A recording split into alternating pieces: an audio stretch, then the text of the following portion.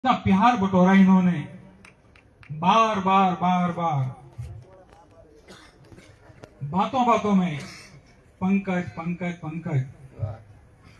मैं कल्पना भी नहीं कर सकता था कि इतना प्यार मुझे प्राप्त होगा।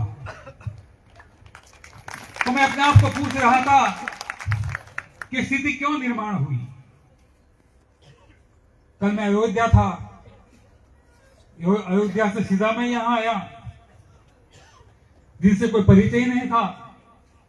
ऐसे संत महात्मा परमात्मा स्वरूप परमात्मा जैसे संत के चरणों में आना सौभाग्य प्राप्त हुआ मुझे। ये कैसे होगा? आज मोक्षदा एकादशी है, संगम स्थान है, आज बहुधा संगम स्थान है। इतने संतों के सानिध्य प्राप्त हुआ है, आप सबका आशीर्वाद प्राप्त हो रहा है। तो मैं अपने आप को सही में बहुत भाग्यवान समझता हूं भगवान। तो मैं कह रहा था कि मैं अपने आप को पूछ रहा था कि मैं आज यहां क्यों आया हूं, किस ताकत ने किस शक्ति ने मुझे यहां बुलाया है।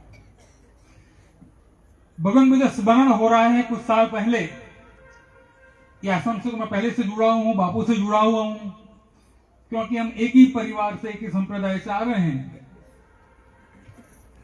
तो मेरा तो घर ही है।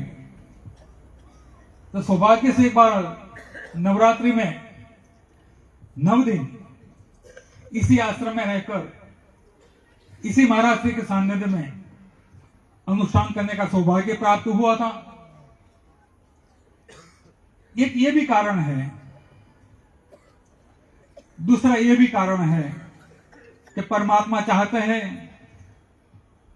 कि इतने सारे परिक्रमावासी, हजारों परिक्रमावासी खुद नर्मदा मैया के साथ जब परिक्रमा कर रहे हैं तो उनके चरण की रज जो उड़ रही है वो चरण रज मुझे प्राप्त हो सकता है कि जो यहाँ इसी स्थान पर जो भगवान ने मेरे से अनुष्ठान करवाया था उसी की कृपा से भगवान आपका मुझे सानिध्य प्राप्त हुआ। आप सबकी चरण रज मुझे सर पर लगाने का सौभाग्य हुआ। जब मैं पैदल चल रहा था तो किसी मित्र ने मुझे कान में आकर बोला कि पंकज भाई मास्क लगाएंगे, धूल उड़ रही है। मैंने भी क्यों भाई, इसको तो पाने के लिए परमात्मा ने मुझे बुलाया है। इसी चरण रज मेरे सर में जाएगी, मेरे शरीर में जाएगी तो शरीर तो शुद्ध होगा।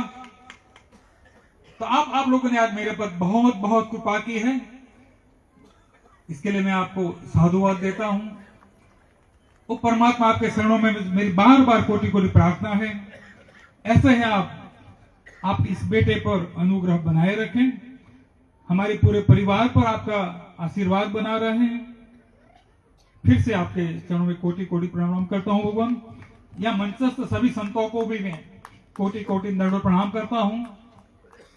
प्रिया सुंदे ने एक गर्मवादी बहुत अच्छी बात कही, सनातन के विषय में बहुत ही अच्छी बात की। हम सब सनातनी हैं। लोहा गर्म हो गया है, इसको घाट देने का अवसर है, वो घाट आप सभी को देना है।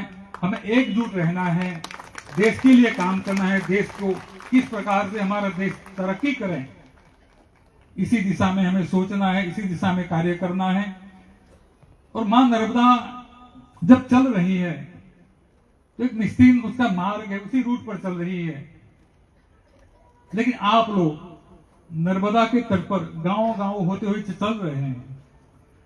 तो आज ऐसा मैं फील कर रहा था कि नर्मदा मैया खुद अपना स्थान छोड़कर गांव में आकर, रास्ते पर आकर आपके माध्यम से एक छींटे हमारे पर जो पब्लिक अगल बगल में घूम रही थी, उड़ रहे थे, आप सब लोगों को पवित्र कर रहे थे। नर्मदे हर, नर्मदे हर।